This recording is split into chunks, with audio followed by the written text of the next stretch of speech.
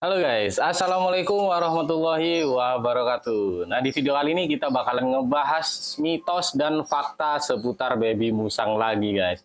Dan kali ini kita bakalan ngebahas tentang ngelapin anus dan kelamin baby musang setelah didotin ya. Karena Pak Pet pernah mendengar bahwa ada breeder yang mengatakan ketika baby musang itu selesai didotin, nah itu harus dilapin anus dan kelaminnya. Itu guys. Katanya supaya nggak kembung. Nah, menurut kalian hal tersebut itu mitos atau fakta, guys?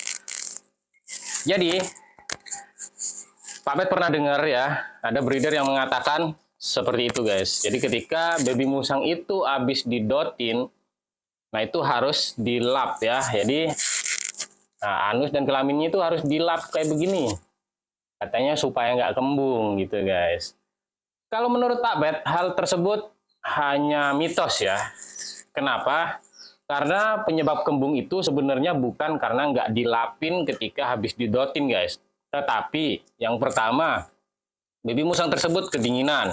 Yang kedua, kalian ngasih susu yang diseduh pakai air biasa, bukan air hangat gitu ya. Ketiga, perbandingan susu dan airnya itu tidak sesuai dengan kebutuhan musang kalian gitu guys. Dan masih banyak lagi penyebab yang lainnya guys. Tapi menurut Pak Pet, ngelapin anus dan kelamin itu tidak serta-merta menghindari musang dari kembung ya. Memang benar, ketika kalian lapin anus dan kelaminnya, musang baby itu cenderung dia akan buang air kecil atau buang air besar. Kenapa? Kayaknya geli ya.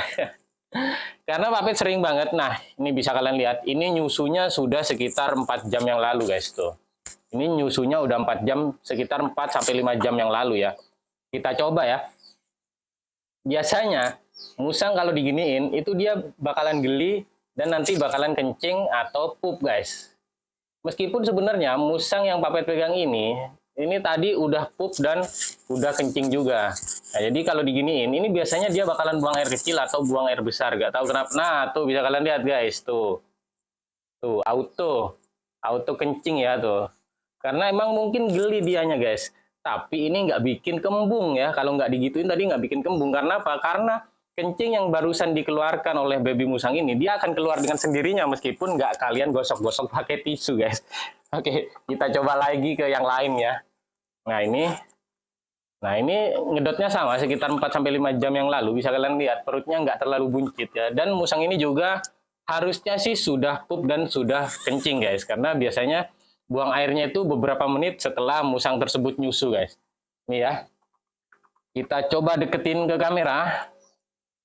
Kita coba gosok-gosok lagi guys ya. Mungkin kalau seperti ini nih seperti digelitikin kali guys. Tuh. Nah, bisa kalian lihat tuh, langsung kencing ya.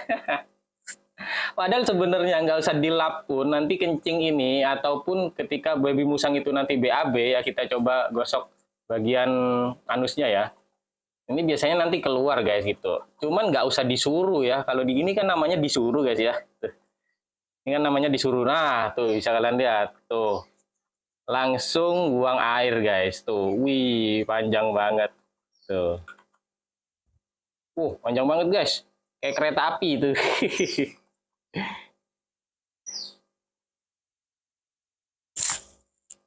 Tuh. Masih belum selesai guys tuh.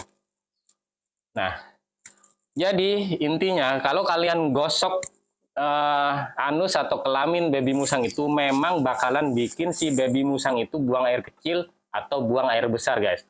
Tapi nggak digosok pun sebenarnya itu nggak masalah ya. Karena nanti kotorannya ini maupun kencingnya itu juga bakalan keluar dengan sendirinya tanpa kalian pancing-pancing atau tanpa kalian stimulan ya, tanpa kalian apa namanya guys, ya pokoknya gitu lagi intinya ya.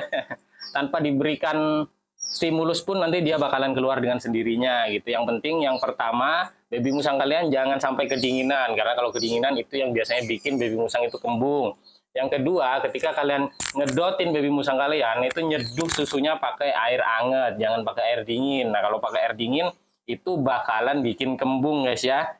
Itu. Terus Pak Pet, setelah ngedot kan perut baby musang itu buncit. Emang buncit karena ya namanya juga perut diisi guys ya. Kalau perut diisi di mana-mana, kalian pun kalau kenyang, perutnya pasti lebih gede daripada ketika belum kenyang atau belum makan guys ya. Itu nggak masalah selama baby musang kalian itu nggak kembung, itu nggak masalah guys, jadi nggak perlu dipancing seperti itu ya.